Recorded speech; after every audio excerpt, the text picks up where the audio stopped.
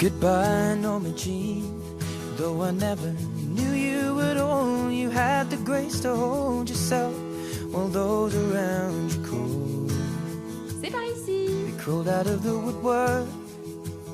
Soyez le bienvenu. Vous m'avez pas dit comment vous voulez qu'on s'appelle. Enfin, comment vous voulez que je vous appelle. Comment vous faites d'habitude? Qu'est-ce qu'il y a Bah, moi, d'habitude, je suis avec des agriculteurs. Alors, on se tutoie, on se claque la bise. Donc, voilà. Mais ils se présentent pas au présidentiel. Alors, je sais pas si c'est vous le sentez comment? Ah, je sais que vous avez plein de surnoms. Alors, il y a Mémé, Méluche. Quand j'étais gamin, ça. Ouais. Méluche, c'est sympa parce que ça fait populaire. Ça fait... Ouais, les gens Méluche, on m'appellent, claque dans le dos et tout. Ouais, mais j'aime pas trop. Moi, je suis un être très familier, facile. Les gens m'appellent plus facilement par mon prénom. Donc, je crois que je vais vous autoriser à en faire autant. Ma fille m'appelle par mon prénom, des fois papa. Ma petite fille m'appelle par mon prénom. Elle ne s'appelle pas Papy? Grand-père. Pardon? Pas Papy? Non.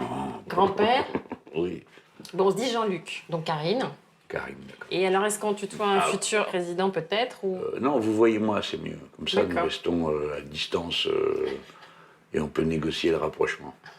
Ah oui, le jour où ça passe au-dessus, c'est qu'il s'est passé un truc, quoi. J'ai passé un cap, quoi.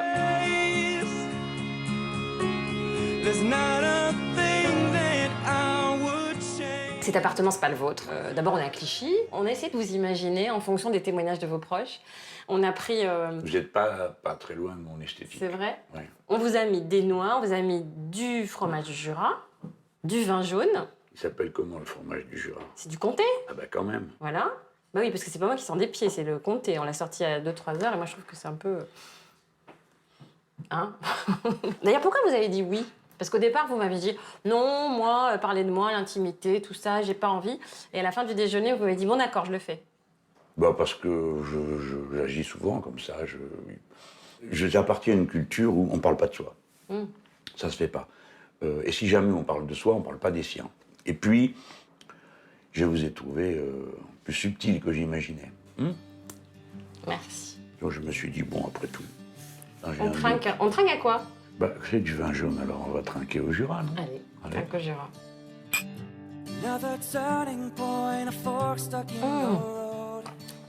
Ah, c'est bizarre, hein? Faut peut-être être du Jura pour... Non? On a l'habitude d'entendre Jean-Luc Mélenchon parler fort. C'est peut-être parce qu'il est malentendant depuis sa naissance. Ses parents ont mis plusieurs années avant de le découvrir. Il paraît qu'on vous appelait souvent l'extraterrestre. Le phénomène, c'était moi. On ne savait pas que j'entendais pas. Ah oui, c'est vrai qu'il y a cette Eh ben histoire. oui. Vous entendez un peu, quand même. Oui, bien sûr. Ah bah, D'une quand même. oreille. Non, les deux sont bien détruites, mais c'est de naissance. C'est de naissance. Alors j'étais tout le temps très ailleurs, distrait. On me disait, alors où il est Jean-Luc? Ben, il est dans la Lune, voilà. Donc j'ai toujours été dans la Lune, mais parce que j'y étais vraiment, chère madame. Mais c'est quoi? C'est un halo dessus? C'est comme un souffle? Non, vous n'entendez pas, tout simplement. Vous me lisez? Oui, vous me lisez sur les lèvres, sur les visages. Ça donne, alors c'est un inconvénient, évidemment, que vous imaginez. Ben, enfin, je ne suis pas sourd, j'entends la moitié de ce que vous entendez. Mais alors tous les handicaps développent d'autres choses derrière. Moi, je lis sur votre visage, et au bout d'un moment, je lis dans votre tête. Ah, c'est vous qui changez de mine, là. Non, en fait, c'est dans la tête des hommes qu'on lit. Plus que je sais dans celle des femmes. Non, c'est inatteignable. Les femmes sont un mystère pour vous, encore à votre âge. Oui. Mais un mystère qu'on a envie de découvrir ou vous Ah avez ben oui, laissé tomber c'est comme... l'affaire? Ben c'est... Non. Écoutez, vous aimez les chats? Oui, j'en ai un. Bon, et bien voilà. Si Oui, vous c'est aimez les chats, vous comprenez ce que c'est que d'aimer quelqu'un à qui vous ne comprenez rien, mais vous l'aimez quand même. Son histoire commence à Tanger en 1951. 11 ans plus tard, il émigre en France suite au divorce de ses parents. Un véritable déracinement. Vous êtes arrivé un petit peu en Normandie, puis très vite dans le Jura. C'est un sacré changement de climat. Hein.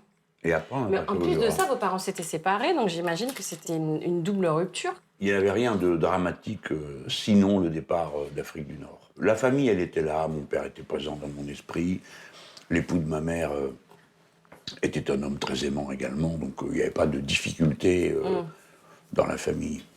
Mais le pire pour l'immigré, bien sûr, c'est la famille, mais c'est surtout plein de petites choses. Des odeurs, des moments, des fleurs, des choses que vous savez nommer, d'autres vous savez pas ce que c'est. Moi, je savais rien.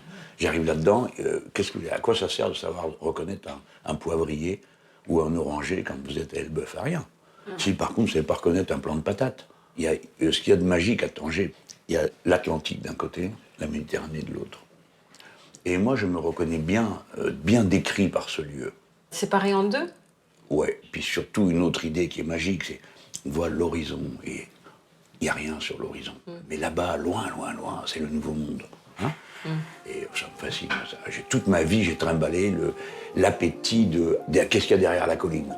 Sometimes they arrive, sometimes they are gone.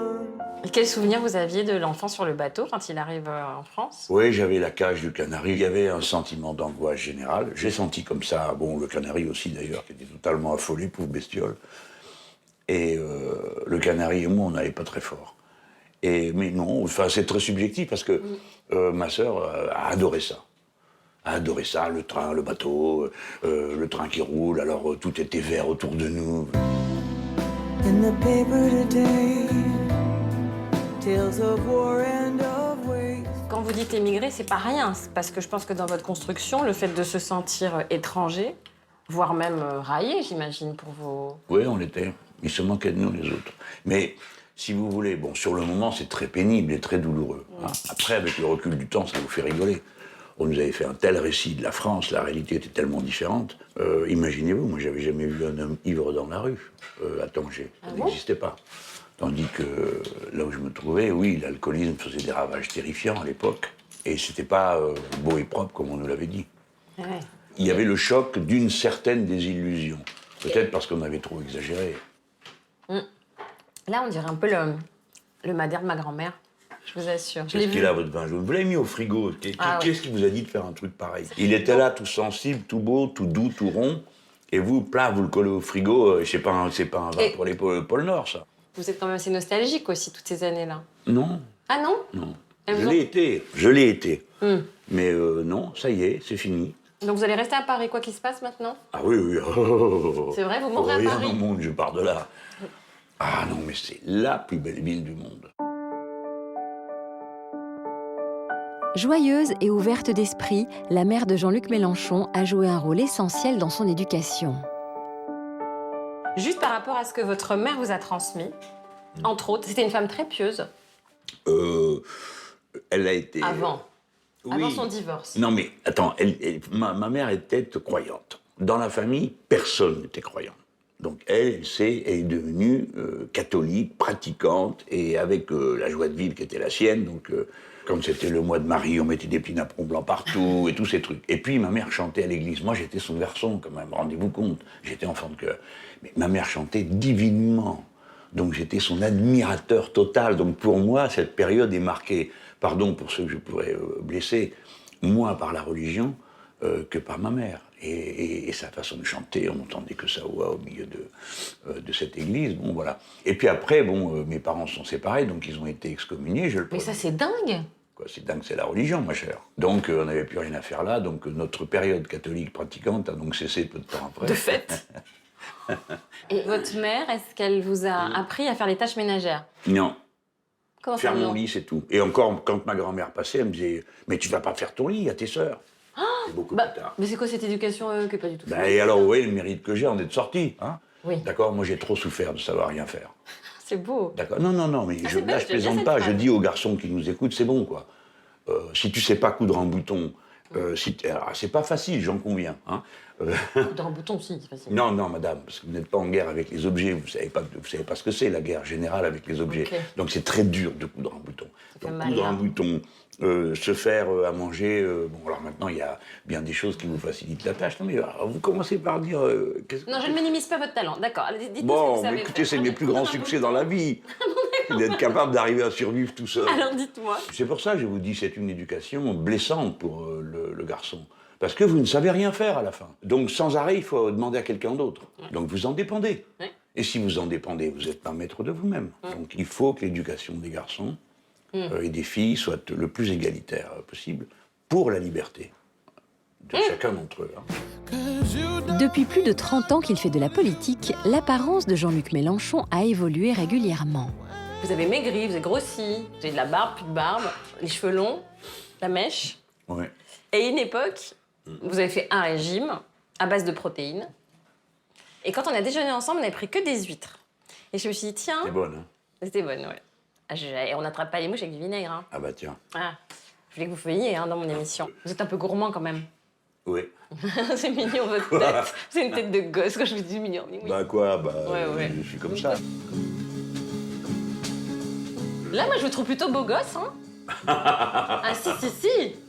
Ah, Là, si. j'avais le cheveu court, regardez. Et les cheveux longs, là, en train d'écrire. Jean-Luc Mélenchon a été l'un des plus jeunes sénateurs. Élu à 35 ans, il a cherché tous les moyens pour paraître crédible, costume, attaché-case et barbe. Je laisse pousser la barbe parce que je pensais que j'allais avoir l'air plus sérieux. Comme Jaurès. Non, j'ai une petite barbe de dictateur latino-américain. Là, bon. Et alors, j'étais persuadé que ça allait me donner de la... Et puis après, plus moyen de l'enlever, parce que ma fille ne voulait pas m'entendre parler. Elle avait quel âge? 12, 13 ans, après 14, 15 ans, j'imagine que c'était intéressé à d'autres barbes. Et à ce moment-là, dès que j'ai plus de barbe. Ses premiers émois amoureux, ça l'intéressait moins. Ça Quoi. l'intéressait C'était elle était moins pendue à me dire « Ah non, fais pas ci, fais pas ça », parce que quand elle était plus jeune, son avis comptait immensément pour moi. Ah ouais. D'ailleurs, Fille unique, encore, Marilyn, quand même. Oui, mais c'est sûr. Tout le monde connaît ça, vous avez une relation. Non, mon père, je l'ai pas connu. Ah, vous l'avez pas C'est une connu, boulette, là. Jean-Luc. Non, c'est pas vrai, je l'assume complètement. C'est Quoi pas de votre faute. Non, mais Non. je suis désolé pour vous, parce connu à que 30 ans. c'est l'histoire... Il est tout gêné maintenant. Oui. Non, je le vis très bien. Celle qui est au milieu, je suis derrière François Mitterrand. Ouais. Là, c'est vraiment la barre du début, là. Puis là, vous finissez bien toutes vos assiettes. Hein. Ah, oui. Et au niveau régime, on en est où là? Période préélectorale. Là, on est dans une période dur, là. de guerre intense contre soi-même et avec de nombreuses défaites. C'est en gros, c'est toujours. Puis je vais peut-être changer de manière de me nourrir. Il fallait voir un nutritionniste. Non. Après, j'ai des bouts de papier de tous les côtés. Moi, ceci, telle dose, tel machin. Pour ses vêtements, rien n'est laissé au hasard. Gabriel Amar, son gendre et collaborateur, le sait bien. Ses tenues vestimentaires, c'est tout ce qu'il y a de plus sobre. Hein. C'est pas quelqu'un qui cherche à porter un uniforme pour paraître. Il a pratiquement que des chemises blanches, toutes de la même marque parce qu'elles sont résistantes. C'est quoi ces chemises? Je vais vous expliquer. Quels sont les professionnels qui sont tout le temps en chemise, qui galopent toute la journée? Bon, les gens qui travaillent dans l'hôtellerie-restauration. Donc c'est un grossiste pour personnel Ouais. hôtelier. Oui, alors je fais la queue avec les autres, tout le monde me regarde comme ça. Je fais la queue et j'achète mes chemises, tu vois. Et avec elles, je fais mes meetings. Donc en principe, on reste... nickel, hein? Oui, on reste nickel. C'est Là, depuis il ce fait matin, chaud. là? Là, on Ouais. est en fin de journée, faut préciser. C'est la oui. même depuis ce matin. Oui. Et vous m'avez puis- dit, tu vois, donc on amorce une nouvelle étape. Hein. Though nothing will keep us together. Vos lunettes, elles sont bien, mais on voit pas trop vos yeux. Ah, mais, Et vous avez toujours eu des beaux yeux. merci, madame. Alors, j'y sais Maintenant, pour c'est rien. madame, on redescend d'un cran. Je refroidis. Il remet à distance. We were never being boring. We dressed up and fought to make a... En fait, vous n'êtes pas comme effectivement on vous décrit. Vous n'êtes pas cet homme en colère, braillard. point En levé colère, tout le temps. je le suis de temps à autre. Et Oui, puis, mais c'est une stratégie politique aussi. À un moment donné, ça porte en nous, c'est étudié. Ils me font toujours rigoler, les gens qui ils ne comprennent pas le truc. Donc ça va, ça me donne une main d'avance. Tant Alors- qu'ils ne comprennent pas le truc. On va passer à côté. Oui. Passons au salon. Ça sentira moins des pieds en plus. Ooh, honey, you're the one that I want. Derrière l'image du tribun en colère se cache un homme tendre, père d'une fille et grand-père d'une petite fille. Ça, c'est les grands moments de la vie, ça. Ça, c'est votre petite fille? Ça, c'est ma petite fille. Oh là Bon, là. bah, c'est banal, quoi. Tout homme qui veut... Ah du non, coup, c'est votre regard, c'est plein de tendresse. Alors, j'ai du mal à croire qu'on vous ait donné cette photo, mais si vous l'avez, c'est qu'on vous l'a donnée. Bah oui. Nous sommes dans la famille C'est le très... père qui nous l'a donné, vous inquiétez pas. Des fois, j'observe qu'il a hâte d'avoir plus de temps pour s'occuper de sa descendance, de jouer son rôle de grand-père. Oui. Ça m'est arrivé de ressentir ça. Gabriel et moi, nous nous connaissons très bien. Parfois, vous vous culpabilisez de ne pas vous être occupé plus des vôtres? Ah bah ouais, comme tout le monde. Comme tout le monde. Mais il faut pas... Honnêtement, je pense que j'ai fait du mieux que j'ai pu. Il s'est Enfin, passé ça quoi? fait nunuche de montrer ces photos de... Mais pourquoi c'est nunuche d'aimer ses enfants? Non, mais c'est pas... Qu'est-ce que ça apporte à la compréhension de... Bah, excusez-moi. Tous les hommes dans la vie aiment Voilà, leurs enfants. entre sont lui passionnés. là et lui là, Bah là, il n'y a pas grande distance. c'est une autre expression de vous. Ouais, oui, c'est vrai, d'accord. Mais là, je peux Eh vous oui. dire que c'est le même âge. Hein. Bon, mais vous croyez vraiment, des gens ont pensé que je suis une brute primaire et que c'est un événement de me montrer avec un Oui. enfant dans les bras? Je pense qu'il y en a qui pensent ça, oui. Adolescent, Jean-Luc Mélenchon dévore un livre sur la Révolution française, une passion qui ne le lâchera plus. Ce livre, vous l'aimez beaucoup. Oui, c'est un livre fondateur dans ma vie, ça. Vous l'avez lu à quel âge? L'histoire de la Révolution française. 14 ans. une Moi, jeune j'avais fille qui offert vous un l'a livre de offert. poésie à une jeune fille et elle m'a offert ça, Oui. qu'elle a piqué à son père. Pas celui-là, hein, mais 5 tomes, je les ai lus d'un coup. Et ça a été un éblouissement. Mais dites-moi la vérité, vous voulez vraiment faire la Révolution? Mais quand c'est nécessaire, oui.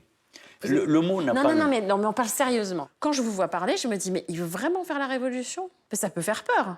Moi, j'ai pas envie de gens égorgés avec leur tête sur des pics. Oh mon Dieu, mais moi non plus. Bah, alors, qu'est-ce que vous voulez faire pour changer les choses? Non, mais attendez, vous posez une grande question, c'est pas une petite question.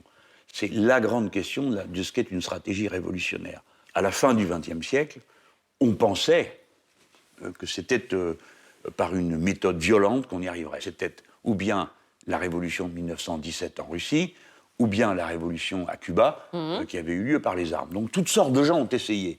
Mais c'est un sujet très grave, parce que tout le monde est mort. Et c'est les plus violents qui ont le dernier mot. Donc, pas ça, pas faire ça.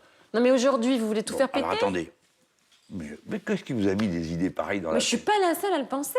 Mais tout faire quoi? Péter. Mais pourquoi faire? Pas la Révolution. Mais non, on ne fait pas une révolution, on change la vie. Ma stratégie, elle est de A jusqu'à Z. 1. Pacifique, volontairement pacifique, absolument et radicalement pacifique. On ne tire pas un coup de fusil. Voilà. Deuxièmement, elle passe par la conviction de masse et pas par la contrainte. Oui, mais vous croyez que les gens qui sont assis sur leur tas d'or vont vous est-ce qui est laisser assis sur un tas partager d'or? Là, leur vous avez chaise? raison. Ils vous diront non. D'accord, Ce j'ai sera compris. non. Oui, d'accord, mais c'est pas eux qui décident. Quand la décision est prise, elle s'applique. Défendant les valeurs de la gauche, Jean-Luc Mélenchon adore l'échange d'idées, même quand ce ne sont pas les siennes. Je sais que vous êtes ami avec Jean d'Ormesson. En tout cas, que vous échangez. Oui, oui, oui. Mais ça veut dire que vous pouvez avoir des amis de droite? À petite dose, oui. Et vous Oui, mais il y pourriez- a des gens qui sont des gens de droite, avec qui j'ai des relations amicales, que j'ai plaisir à voir, qui sont intéressants dans la discussion. Bon, on ne sera pas d'accord, et alors? Bon, d'accord, on n'est pas d'accord, c'est la démocratie. Et vous pourriez avoir une amoureuse de droite? Parce que les histoires politiques dans le couple, ça peut être lourd, hein. Moi, je ne crois pas que ce serait possible. La vie en couple, ça nécessite du soin.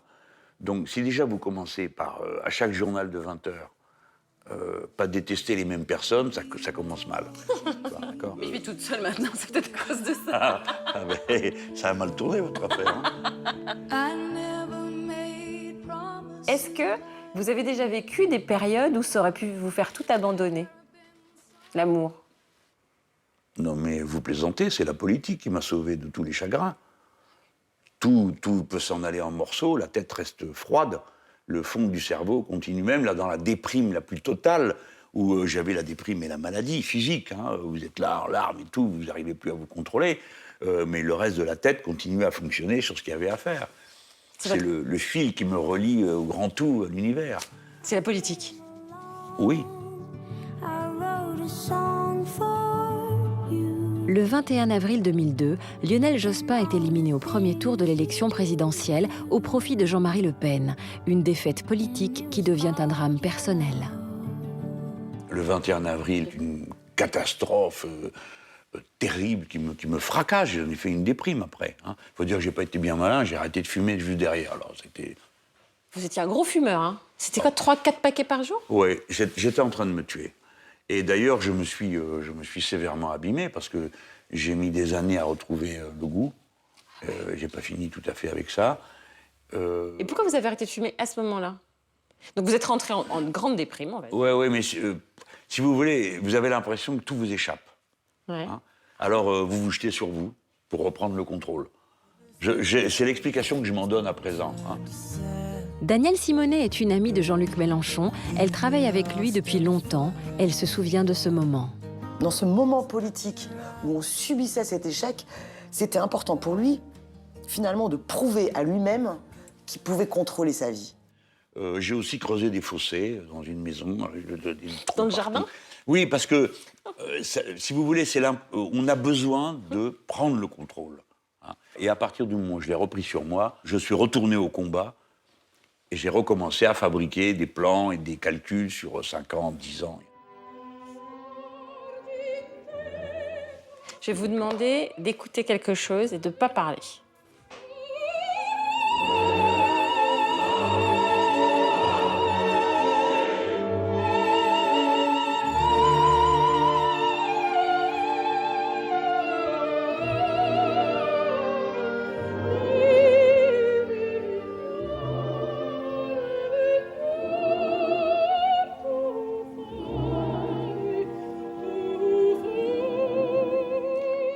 Je sais que la Calas et la Norma, c'est quelque chose qui vous touche beaucoup. Oui. D'abord, jusqu'à ce que j'ai entendu pour la première fois Casta Diva, je ne comprenais rien à l'opéra. Et bam! À partir de là, j'étais emporté par elle. Cette femme, elle est absolument hors du commun. Elle paraît menue.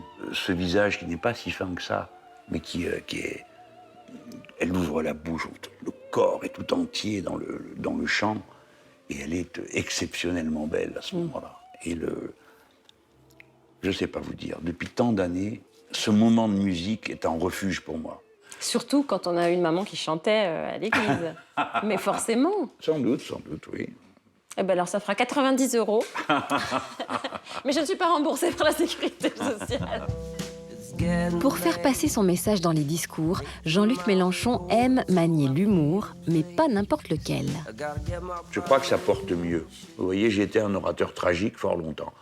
C'est-à-dire que vous arrivez et vous décrivez tellement bien la catastrophe que tout le monde est saisi et glacé. Mais après, je me suis dit, mais ça sert à quoi? La conscience ne s'éveille pas. Je préfère quand on passe de l'affect, mais aussi quand on met de l'humour. Eh ben, voyez, c'est comme moi. Parce que quand tout le monde rit, ça imprime autant que la panique. J'ai pas de gêne à rire, à hurler de rire, vous voyez? Bah, vos parents étaient joyeux, vous êtes joyeux aussi. J'aime bien ça, oui. J'aime bien Et j'aime les gens joyeux. La sexualité, ça fait rire aussi. Tout ce qui est cathologique aussi. Mais c'est pas trop votre humour, vous. Ah si? Non. Ah. Non. Non, quand même. Enfin... Ça peut. Ça peut... Bon, ça vient de loin. Entre potes, quand même. Ah non? Alors avec qui? Bon, on n'en rit pas d'abord, pour commencer. Et puis Oh, bah, deuxièmement... si. Mais ça, c'est le grand malentendu. Vous savez pas ça, mais les garçons sont très pudiques. C'est les filles qui sont... Moi, quand on me raconte des discussions de filles, je suis tout rouge. C'est vrai? Ben oui, mais oui. C'est d'une... Ah, c'est très cru. Ah ouais. On m'a dit, hein, je n'ai jamais participé à une discussion pareille, puis j'aimerais pas ça. Quoi? C'est drôle. Elle se moque. Mais parce que voilà, le grand orateur devant des centaines de milliers de personnes qui balance le bon mot, etc., qui ridiculise l'establishment, en même temps, ah là là, les filles entre elles qui peuvent dire bite couille poil, ah non, je voudrais pas, mon Dieu, quelle horreur, c'est drôle. Mais moi, j'espère de pas être vulgaire quand j'y arrive pas toujours. Hein. Et je vais vous dire une chose. Chez moi, personne jurait. Mon père, si. Il jurait en arabe. Mais l'époux de ma mère, non. Et ma mère, alors, pas question. Et donc, je ne jurais pas. Et à 13, 14, 15 ans, c'est très dur pour un garçon de ne pas jurer. Parce que tout le monde jure, et vous voulez être comme tout le monde, c'est viril de jurer. Alors, je m'enfermais dans ma chambre et je jurais, juste pour voir l'effet que ça faisait, quoi. Bordel! Alors, j'étais tout rouge. Bon, je recommençais, faut pas que ça se voit. Faut vous habituer. Donc, c'est vous dire que tout est affaire d'éducation, mais il m'en est resté le fait que j'aime pas trop les discussions... Non.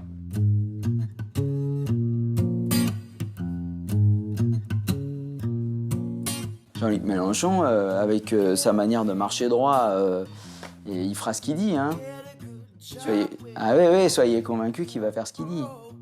Quand il dit 100% de taux d'imposition au-dessus de 300 000 euros par an, si on vote pour lui majoritairement, il va le faire. Hein. Quand vous dites au-delà de 300 000 euros par an, je prends. Oui, oui. Vous êtes sérieux? Je prends tout. Non, mais est-ce que ce point-là, est-ce que vous êtes sérieux encore aujourd'hui ou pas? Il fait réfléchir à discuter, non? Être milliardaire est immoral. Parce que c'est une accumulation absolument disproportionnée qui rend fou celui qui est lui-même milliardaire, puisque une fois qu'il a 1 milliard, il en voudra un deuxième. L'abus n'est pas supportable. Parce que j'en parlais avec des amis, ils me disent « Ah non, mais attends, là t'exagères quand même. » Je dis « Pourquoi j'exagère? Combien de monde ça concerne dans notre pays ?» Alors bon, ils n'en savent rien, alors j'ai dit je vais te le dire. 0,05% de la population. Et voilà, déjà première surprise.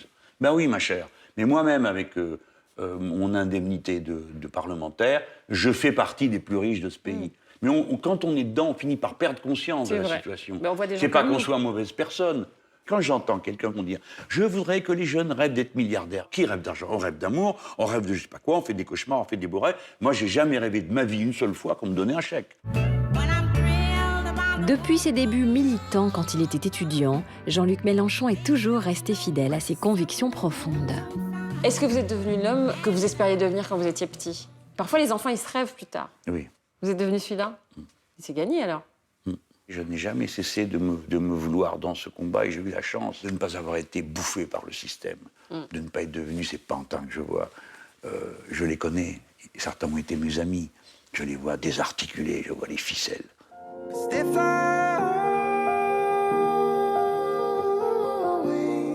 Si demain vous êtes président, que je suis une bonne fée et que je vous permets de passer le premier coup de fil aux vivants et aux morts, qui avez-vous envie d'appeler?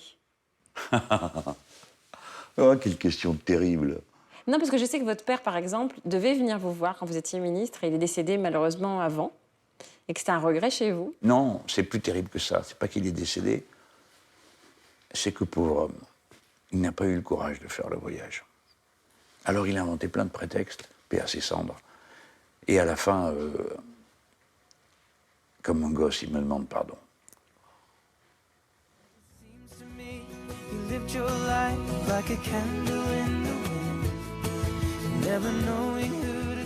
Ben voilà, c'est fini. Ça a été? Ouais, je me suis pas rendu compte que c'était une émission, donc j'ai dû dire un maximum de conneries.